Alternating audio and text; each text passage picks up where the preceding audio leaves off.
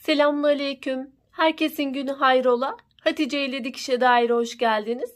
Bugün sizlerle birlikte kargo cep yapımını göstermeye çalışacağım inşallah. Çalışmaya geçmeden önce kanalıma ücretsiz bir şekilde abone olup yandaki zili de aktif hale getirirseniz yüklediğim tüm videolardan haberdar olabilirsiniz. Şöyle kargo cep nasıldır onu şöyle ifade edeyim. Burada ben iki farklı şekilde yaptım. Burada pile kısımlarını dış kısma verdim. Alt kısmı da dikmiştim. Bunda ise pileyi iç kısma gizledim.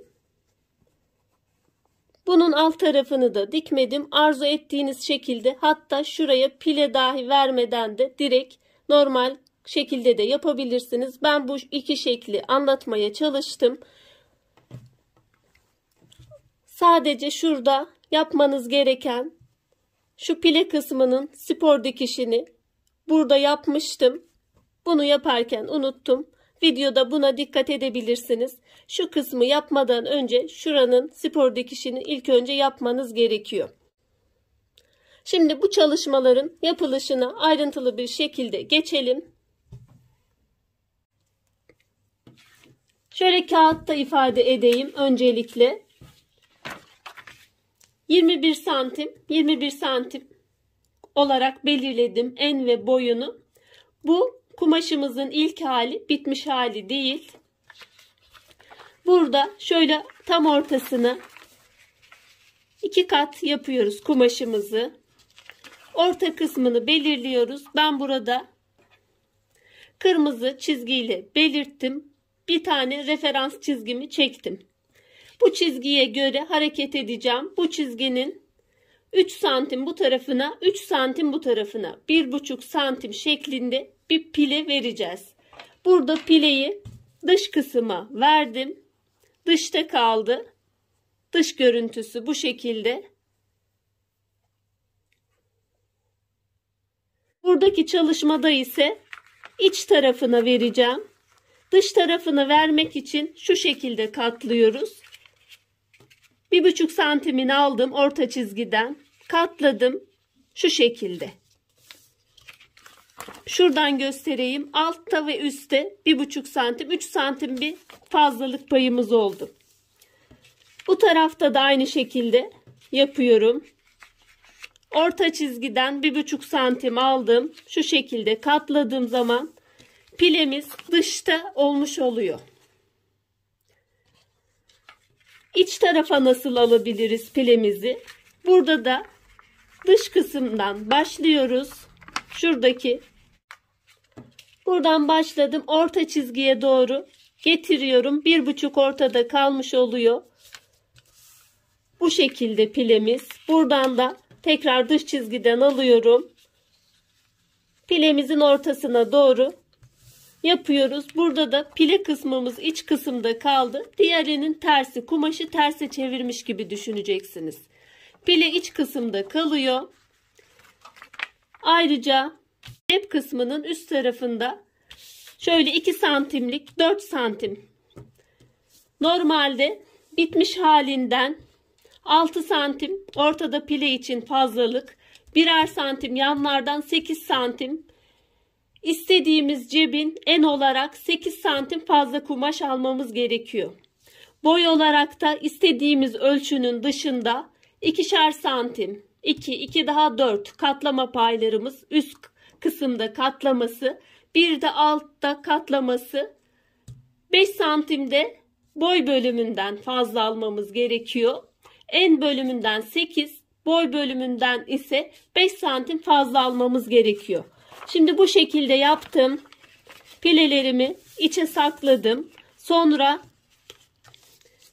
üst tarafına 2 santim katladım. Şöyle ölçüyle de göstereyim. 2 santim. Bir 2 santim daha katlama yaptım. Üst kısmın bitmiş hali bu şekilde. Yanlardan da şöyle birer santim katlama yapıyorum.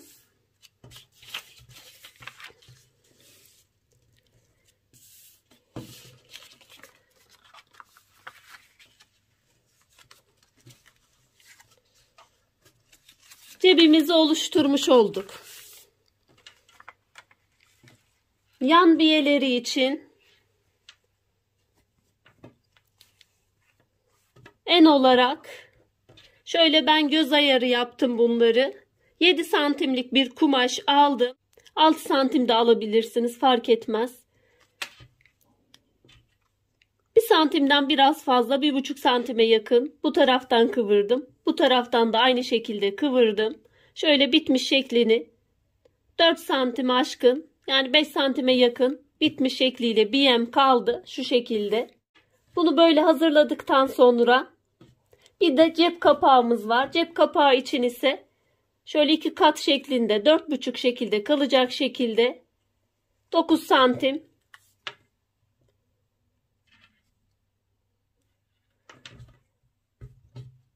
genişliğinde cep kapağımı hazırladım.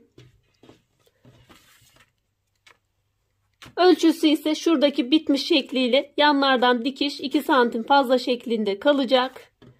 Şimdi kumaşta yapmaya başlayalım.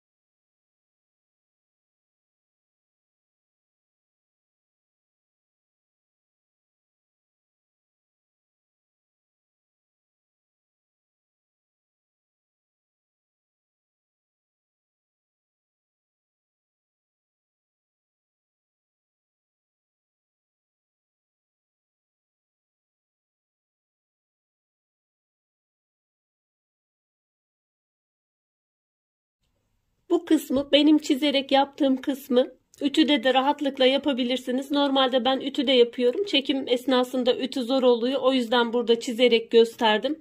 Daha iyi anlaşılması için. Ben ütüledim aldığım çizgileri. Daha da güzel bir şekilde oldu. Şu şekilde.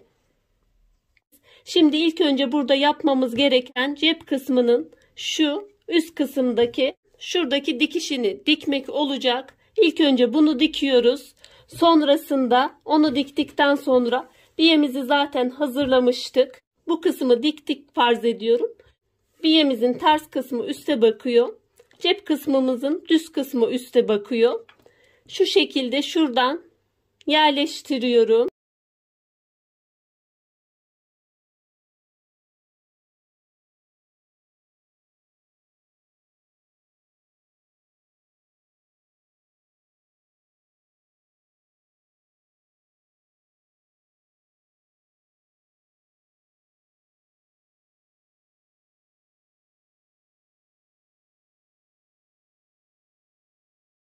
Şu kenardan sıfırdan bir dikiş yapıyorum.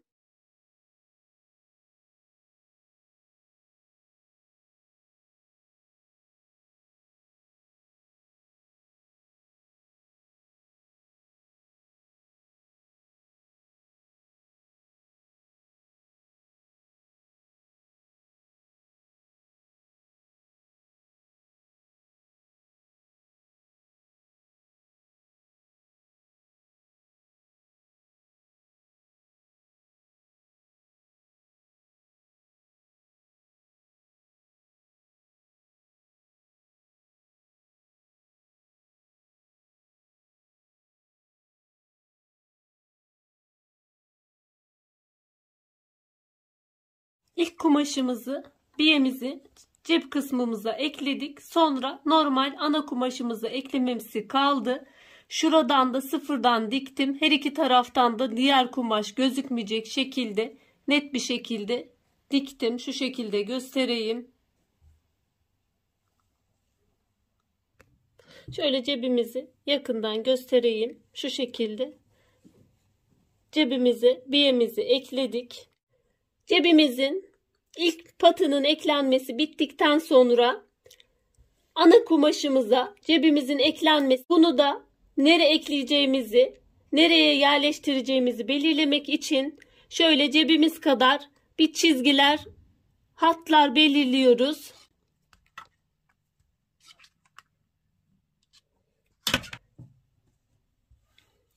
Ana hattımızı belirledik. Bu kısımlara cebimizi ekleyeceğiz.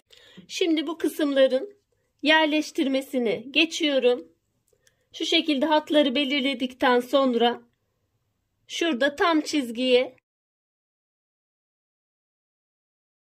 şurada da şu şekilde birleştirmiştik. Şöyle alıyorum, şu kenardan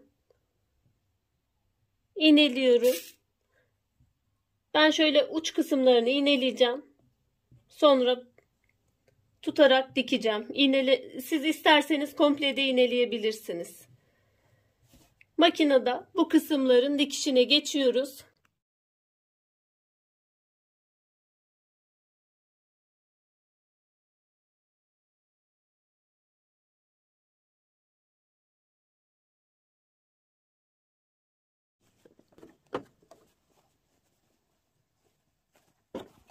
Şu kısımlarda da 2 santimlik şu kısma kadar bir üstten dikiş yapıyoruz. Diğer tarafında aynı şekilde şu kısımlarda görüntümüz şu şekilde oluyor. Şimdi cep kapağı kaldı sadece. Burada alt kısmı da dikmiştim. Burada alt kısmı dikmedim. Sadece şuradaki kısımları diktim. Burada da aynı şekilde o kısımları dikip ama alt tarafta da dikmiştim. Bu şekilde de yapabilirsiniz. Farklı şekillerde yaptım. Hangisini isterseniz o şekilde tercih edebilirsiniz. Cep kapağının da zaten genişlik olarak belirlemiştik. Sadece burada boy olarak belirleyeceğiz. Şurada birebir aynısını almıyorum da şöyle çok minik 1 milim, yarım milim kadar dışarıdan alıyorum ölçümü. Çünkü döndürüldüğü zaman, birebir ölçü alındığı zaman o zaman da sorun olacak. Çizdiğim kısımlardan dikişimi yapıyorum. Şu şekilde kalacak.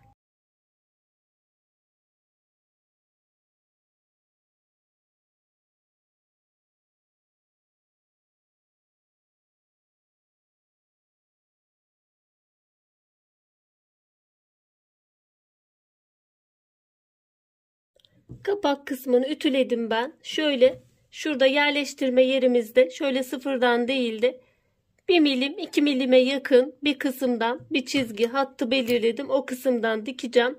Dikmeden önce şu kısımlarında şöyle 3 tarafının da çıma dikişini yapacağım. Şurada yaptığım gibi şu şekilde bir dikişini yapıyorum. Ben çıma dikişlerini yaptım şu şekilde. Şimdi yerleştiriyorum. Şu şekilde yerleştireceğim. Şöyle yarım santimden ben dikeceğim. Siz isterseniz kapağı biraz daha büyük tutup yukarıdan dikip aşağı doğru. Şurada kapak şu çizgiyi, şuradaki dikişimizi kapatması gerekiyor. Bunu da dikiyorum. Şimdi şu şekilde kapağımızı döndürüyoruz. Şuradan şurayı tutmayacak şekilde bir dikiş yapıyoruz. Cep kapağımızı da bitirmiş olduk. Şöyle görüntüsü şu şekilde. Dikişimizi gizlemiş olduk, ilk dikişimizi. Cebimizin görüntüsü de şu şekilde. Buradaki cebimizi de bu şekilde, alt kısmını da tutturmuştum. Bu şekilde görüntüsü oluyor. Pileler dışarıda burada. İster bu şekilde yapın, ister diğer şekilde yapın. Sadece şu kısmın diğerinde spor dikişini unuttum. Sonradan dikmedim. Umarım faydalı bir çalışma olmuştur. Şimdiden yapmak isteyen, denemek isteyen arkadaşlara kolaylıklar diliyorum. Allah'a emanet olun. Hoşça kalın. Sağlıcakla kalın.